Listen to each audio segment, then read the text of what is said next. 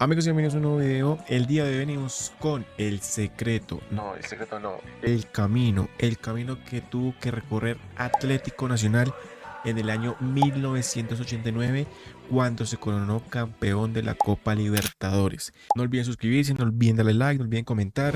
1989. El Campín de Bogotá. El Palomo Usuriaga acaba de empatar la serie contra Olimpia. La Copa Ok, se jugó en Bogotá por temas de que el estadio no se puede jugar, no lo prestaron. O sea, el Atanasio no se prestó. Libertadores se definirá por penales. Pero detrás de este momento histórico Qué jugadorazos. Alexis García, René Higuita, también jugó León Álvarez, El Chicho. Uf.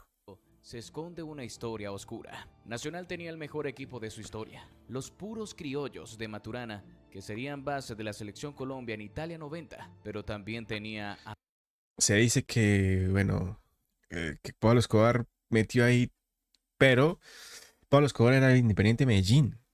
Nunca he entendido eso. Pablo Escobar oficialmente es del Independiente Medellín. Pablo Escobar, el narcotraficante más poderoso de Medellín, moviendo los hilos desde las sombras. Árbitros amenazados, maletinos con dólares, un secuestro después de la final. Esta es la historia de la copa más polémica del fútbol colombiano. Fue la primera Libertadores de un equipo colombiano, pero se envolvió, yo creo que en una época, en una era muy complicada para Colombia, donde se sabía que Pablo Escobar podía hacer lo que quisiera, lo que fuera, pero no olvidemos, no olvidemos que era un equipazo, amigo. O sea, era un equipazo. En todos los aspectos era un equipazo. Fue un equipo que fue a Italia, que hizo un gran papel en Italia, y que al final la base de esa Italia, de Selección Colombia, Italia 90, la base era Atlético Nacional. Entonces, puede ser pues, que sí, que la compra, amigo, eran unos jugadorazos, pero pues yo siento que se tornó ahí por el hecho de que en ese tiempo pues Pablo Escobar estaba en furor y todo el tema, pero no sé. Durante la década de los 80, Colombia vivía uno de sus momentos más oscuros. Los carteles de la droga no solo controlaban el negocio del narcotráfico, querían dominarlo todo. Y cuando digo todo, me refiero a todo, incluyendo la pasión más grande del país, El el fútbol. fútbol. El panorama del fútbol colombiano en 1989 era un reflejo directo de esta realidad. Cada capa Cada capo tenía un equipo de fútbol y es uno de los equipos de fútbol más grande del país. Ejemplo. O sea, es que eso es lo que yo a veces no sustento muy bien, porque se dice que Pablo Escobar era del Independiente Medellín. No pasa nada que es el Medellín. Tampoco podía ser el más grande de Colombia, no sé. Pero era Independiente Medellín. Si Pablo Escobar hubiera querido que Medellín clasificara a Libertadores, pues lo paga y clasifica y puede ganar la Libertadores y tendría una Libertadores, porque lo podría hacer. Gacha tenía Millonarios. Y los hermanos Orjuela tenían en la América de Cali. En la América de Cali, pues al final son entre los capos que habían del narcotráfico, tienen los equipos más grandes del país. Atlético Nacional, Millonarios y el América de Cali. ¿Qué pasó? Pues no sé. Porque pues al final Nacional la ganó jugando bien. La ganó por penales, pero jugando bien. Mm, ¿Por qué no Millonario no tiene una? ¿Por qué no le alcanzó la plata a Gacha? No sé, amigo, no sé qué pueda pasar. O sea, ¿qué tuvo que pasar para que esa Copa Libertadores llegara acá? Solamente recuerdo que tenían un gran equipo, que tenían buenos jugadores, que tenían jugadores que son leyenda, que todavía existen, que juegan bien, que dirigen bien, que juegan, no, porque ya no juegan, pero que jugaban bien, que ahora dirigen bien. No sé. tenía su equipo favorito. Pablo Escobar controlaba al Atlético Nacional.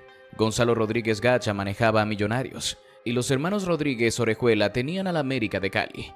Era como un juego macabro donde los narcos movían las fichas desde las sombras, usando los clubes como plataformas perfectas para el lavado de dinero. En Medellín el poder de Pablo Escobar era absoluto. El patrón no se conformaba con influir en la política, quería que el fútbol también bailara a su ritmo. Su objetivo era simple pero ambicioso, manipular los resultados. Pues, sí, pero yo todavía me planteo la idea de que Pablo era el DIM. Y si era el del DIM, ¿por qué no sacaste el DIM campeón? ¿Por qué no le diste las Libertadores al DIM? pienso yo. ¿Por qué no se la dio al DIM? Pues, no sé. Resultados deportivos para beneficiar a los equipos de su ciudad, el Deportivo Independiente Medellín y el Atlético Nacional. Pero en medio de todo este caos, algo especial Pues, Leonel Álvarez, Alexis García, estaba pasando en el Nacional. Palomo Zurriaga también está jugando El profesor acá. Francisco Maturana había llegado Tenía Maturana, tenía René. en 1987, después de hacer un gran trabajo con Once Caldas, y armó un proyecto único, Los Puros Criollos. Un Tendrías a Andrés Escobar. equipo conformado exclusivamente por jugadores colombianos que estaba destinado a hacer historia. La nómina era impresionante. René Higuita en el arco, Andrés Escobar en la defensa, Leonel Álvarez en el medio, John Jairo Treyes y Albeiro Treyes. Palomo Usuriaga en el El Palomo Zuriaga lo tenía clarito. ataque. Un equipo tan talentoso que Fue Italia 90. Esto es Italia 90. Cambió el pibe, cambió Freddy Rincón, pero un poquito y nada. Pero el resto, la base de esa Italia 90 fue Atlético Nacional. se convirtió en la base de la selección Colombia que clasificaría al Mundial de Italia 90. Para la economía colombiana de la época era una nómina imposible de pagar sin la presencia de dineros ilícitos. En 1988, Nacional quedó subcampeón del torneo colombiano, lo que le dio el tiquete para la Copa Libertadores del Es 89. donde yo digo. Si fue subcampeón, pues el DIM también pudo ser subcampeón. Al final es experto en ser subcampeón. No pasa nada. Se dice. Es un facto. ¿Por qué no? ¿Por qué no? ¿Por qué no? No. ¿Por qué no Pablo Escobar cogió el DIM porque era el equipo de sus amores? Le patrocinó la Copa Libertadores, supuestamente que patrocinó. Con un equipo lleno de figuras y el respaldo económico del narcotráfico, estaban listos para buscar la gloria continental. La pregunta era, ¿puede un equipo tan talentoso necesitar ayuda extra para ganar? La respuesta estaba en lo que pasaría en los siguientes meses, cuando comenzara la Copa Libertadores de 1989. La aventura de Nacional en la Es que este equipo tenía mucha aura, amigo. Mucha aura. Puedes decir lo que quieras, pero tenía aura por montones. Copa Libertadores comenzó en el Grupo 3, compartiendo zona con su rival Nacional Millonarios y dos equipos ecuatorianos, Deportivo Quito y Emelec. Le- Legendarios, Emelec y Deportivo Quito. Bueno, Deportivo Quito ya no existe, pero tenías a Millonarios, tenías a Emelec, que al final Emelec pues es un buen equipo ecuatoriano. eh, no era un grupo muy difícil, pero tampoco era un grupo sencillo. La estrategia fue clara desde el inicio, ser fuertes en casa y sumar como visitantes. El equipo de Maturana demostró su temple fuera de casa con 3 empates clave, 1-1 contra Millonarios en el Campín, 1-1 frente a Emelec y otro 1-1 ante Deportivo Quito. En el Atanasio Girardot la historia fue diferente. Nacional se impuso 2-1 a Deportivo Quito y 3-1 a Emelec, aunque Ok, bien. cayó 2-0 ante Millonarios. A pesar de esta derrota, los puntos fueron suficientes para Cayó 2-0 a Millonarios. Amigo, no sé por qué le cuesta tanto a Nacional ganarle en Medellín a Millonarios. No sé. avanzar a la siguiente fase. En octavos de final, el destino Esta foto es una leyenda. Además, esta camisa es legendaria. La 2 de Andrés Escobar. los enfrentó a un gigante, Racing Club de Avellaneda, ex campeón de la Libertadores. El primer round fue en Medellín, donde Nacional dominó y se llevó un 2-0 con goles de Treyes y Villa. La vuelta en el cilindro de Avellaneda fue dramática. Racing igualó la serie con tantos de Raúl Iglesias y Rubén Paz, pero cuando 2-2.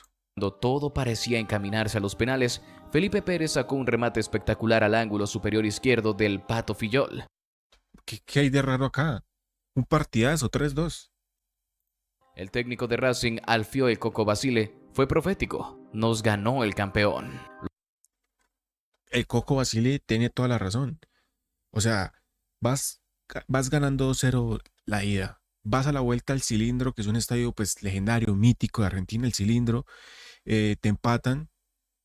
Ya está todo perdido. Porque pues al final, si tú empatas, el público allá pues alienta más, la energía de la gente, estás en el Cilindro, estás en Argentina, el complejo del colombiano de ir a Argentina, está todo perdido.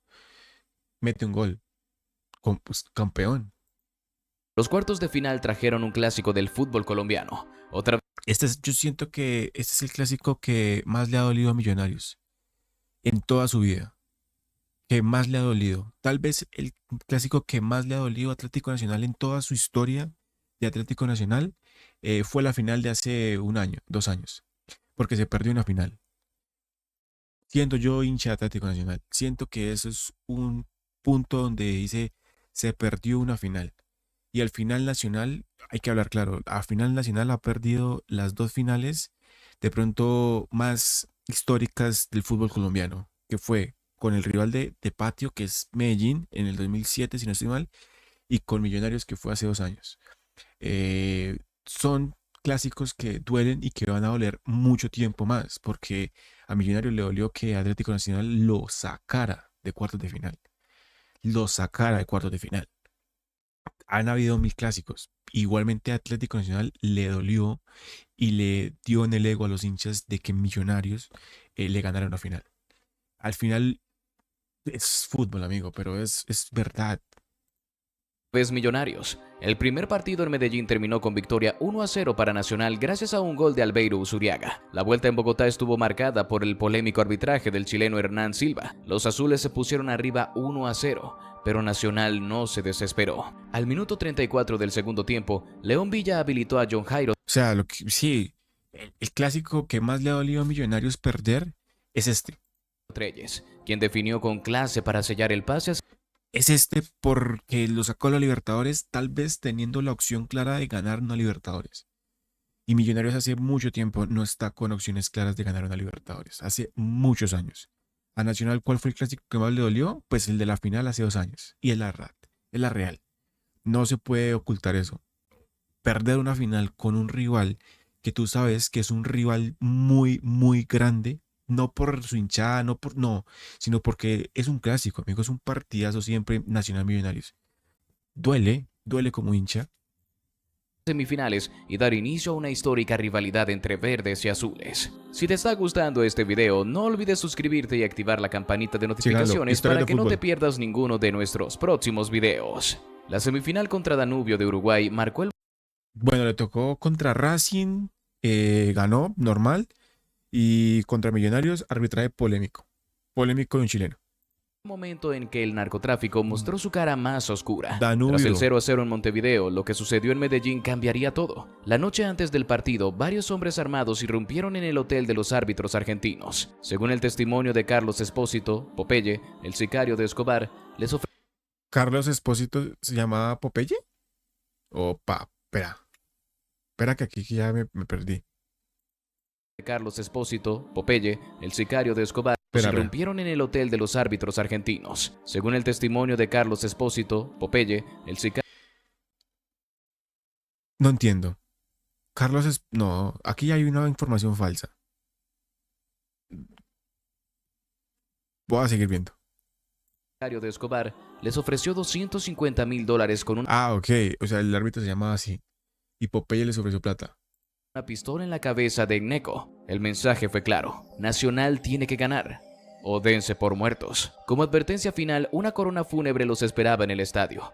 Afortunadamente para los jueces, Nacional aplastó a Danubio 6-0, con 4 goles memorables del Palomo Usuriaga. Uf. No, no, no, no. O sea, acá no puedo opinar. Si el video, pues, es verdad, pues... La clasificación a la final trajo otra noticia impactante. La Conmebol prohibió jugar en Medellín. Ah, la Conmebol fue que prohibió jugar en Medellín. No recordaba eso. Pensé que no se puede jugar. La excusa oficial fue que el Atanasio Girardot no cumplía con el mínimo de 35,000 personas, pero la verdadera razón era la violencia que azotaba la ciudad. Nacional eligió el Campín de Bogotá como sede, desatando el mayor éxodo del fútbol colombiano. Más de 30,000 hinchas verdolagas invadieron la capital, convirtiendo el Campín en un Atanasio improvisado. Jugar en el Campín, que... No sé, el Campín... Yo siento que es un estadio muy infravalorado. El Campín, independientemente de qué hincha seas, el Campín es el estadio de la capital de Colombia. Y es un estadio donde han pasado muchas cosas.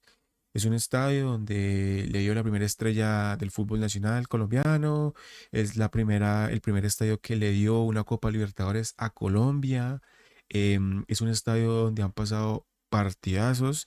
Y es un estadio que tienen los hinchas como muy apartado. Siempre se nombra Atanasio, siempre se nombra el Pascual Guerrero, siempre se nombra el Metropolitano, pero muy pocas veces se nombra el Campín. No sé porque es tan infravalorado. Pero el Campín tiene aura, el Campín tiene mística, tiene algo ese estadio, infravalorado. Final comenzó con un golpe duro. En el Defensores del Olimpia, Chaco, Olimpia derrotó a Nacional 2-0. A pesar del buen juego de los colombianos, el título parecía escaparse. Pero antes de la vuelta en Bogotá, el terror volvería a aparecer. La terna arbitral argentina, liderada por Juan Carlos Lostau junto a Romero y La Molina, cenaban en Cali cuando un hombre se acercó y depositó un maletín sobre su mesa. Colombia no puede perder más finales. O gana ok. Nacional o se Sí, también ya había perdido el América de Cali un montón de finales. vuelven en ataúdes a casa. El 31 de mayo de 1989, el Campín rugió con 40.000 almas. Nacional necesitaba un milagro y lo consiguió. Primero llegó el autogol de Fidel Miño, luego el Palomo Usuriaga Uf, ese autogol curioso. Muy curioso este autogol, mira. necesitaba un milagro y lo consiguió. Primero llegó el autogol de Fidel Miño,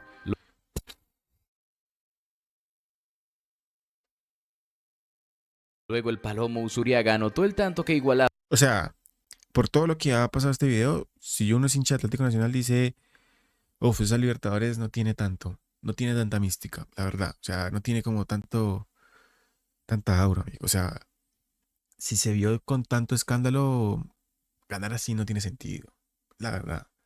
Listo, tenemos un Libertadores, tenemos dos, pero no tiene tanto sentido, la verdad. Así no tiene sentido saber que este señor, este árbitro, estaba amenazado de muerte, que en este partido se sentía una aura de peligro, de que si Nacional no remontaba, estos señores iban a morir. Pf, ¿qué sentido tiene? la serie. El 2-0 forzó los penales. En la primera tanda fallaron el arquero Almeida y el capitán Alexis García. Luego René Higuita se convirtió en héroe atajando 4 penales a Olimpia. González, Guash, Balbuena y Sanabria. Por Nacional erraron Qué grande Reneguita tapando 4 penales. Pérez, Gómez y Perea. Todo quedó en los pies de Leonel Leonel Álvarez, Álvarez. quien con frialdad absoluta definió al costado izquierdo del arco sur. Colombia tenía su primer campeón de América. Con el paso de los años, dos versiones contrastantes emergen sobre aquella Libertadores. Los árbitros rompieron su silencio revelando el terror vivido. Carlos Espósito contó cómo 4 hombres armados irrumpieron en su hotel durante la semifinal. Uno con una ametralladora apuntando a Agneco, mientras Popeye les ofrecía $250.000. No, es que así, no sé, así ganar no es tan chévere. Es un facto. Ganar así, prefiero no ganar. ¿Para qué ganar así? Yo prefiero no ganar y no estar involucrado en esto. O tal vez como hincha del Atlético Nacional, no presumir la placa de que sí somos campeones de América ganando así. Que la vida, el destino le dio a Atlético Nacional, le dio a los hinchas, nos dio a los hinchas una Libertadores en el 2016 jugando un fútbol hermoso, porque era el mejor, es el mejor Atlético Nacional que yo he visto en mi vida, que también vamos a ver un video del recorrido Atlético Nacional en esa Copa Libertadores, pero así no, así es muy aburrido. El mensaje era claro. Tienen un precio vivos y otro muertos. Lostau, el árbitro de la final, vivió su propio infierno. Después del partido fue secuestrado, amenazado No tiene sentido. por no cumplir lo pactado y abandonado en una zona remota. Sobrevivió tras caminar 8 kilómetros, pero nunca más pisó Colombia. La otra cara de la moneda la presenta Nicolás Escobar, El hermano. sobrino del capo, Ah, el sobrino. que niega los sobornos a árbitros. Según él, la estrategia fue diferente.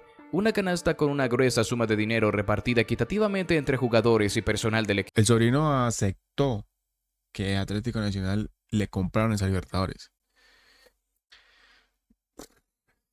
equipo. No era soborno, sino un premio para motivarlos a lograr lo que el América de Cali no pudo en 2 intentos: ser campeones. Era Es que la América perdió 2 finales, amigo. También vamos a reaccionar a ese video. 2 finales perdidas. la típica estrategia del cartel de Medellín. El palo para los árbitros, la zanahoria para el equipo. El título de la Libertadores no marcó el fin de la influencia del Qué pequeña era la Libertadores en ese tiempo, ¿no? Ahora es gigante. narcotráfico en el fútbol colombiano, sino todo lo contrario. El 15 de noviembre de 1989, el árbitro Álvaro Ortega fue asesinado en un crimen atribuido a Pablo Escobar. La violencia alcanzó tal nivel que el torneo colombiano de ese año tuvo que ser cancelado. Es verdad. Es que, amigo, el año 89, los 90, Qué caótico era Colombia. La paradoja de este equipo de Nacional es innegable. Por un lado tenían una de las O sea, era una nómina increíble. El Bolillo, Maturana, René, Andrés, el Palomo, Leonel, Alexis, se me dan otros nombres, pero era increíble. Esto es Italia 90. Jugaban muy bien. No sé si eran los mejores, pero jugaban muy bien. Fueron al Italia 90, hicieron un buen papel, jugaban bien, pero si se ve todo eso de los árbitros, de los sobornos, qué aburrido ganar así. nóminas más talentosas del continente, tan buena que se convirtió en la columna vertebral de la selección Colombia que llegó al Mundial de Italia 90. Nombres como René Higuita, Andrés Escobar, Leonel Álvarez y el Palomo Usuriaga brillaron por sus propios méritos, pero la sombra del narcotráfico manchó sus logros. La frase "Pablito te la compró" se volvió parte del folclore futbolístico colombiano, un recordatorio amargo de cómo el talento genuino tuvo que coexistir con la corrupción. Es verdad, Nacional había porque no se sabe qué, o sea, al final Nacional, el único partido polémico fue contra Millonarios. Porque el otro contra el equipo uruguayo pues, le metió un baile, le metió 6, le metió 5. Contra Olimpia comenzó perdiendo, pero no se sabe qué hubiera pasado si no hubiera metido la mano. eh, ah, logrado la gloria continental, sí, pero el precio fue permitir que el narcotráfico escribiera una parte oscura de su historia. La historia de Nacional 89 sigue siendo uno de los capítulos más polémicos del fútbol latinoamericano. Un equipo brillante que quedó para siempre bajo la sombra de Pablo Escobar. Talento puro, manchado por el narcotráfico. Una Copa Libertadores que abrió heridas que, 35 años después, aún no cicatrizan. ¿Ustedes qué piensan? ¿Fue un Videazo. Muy buen video.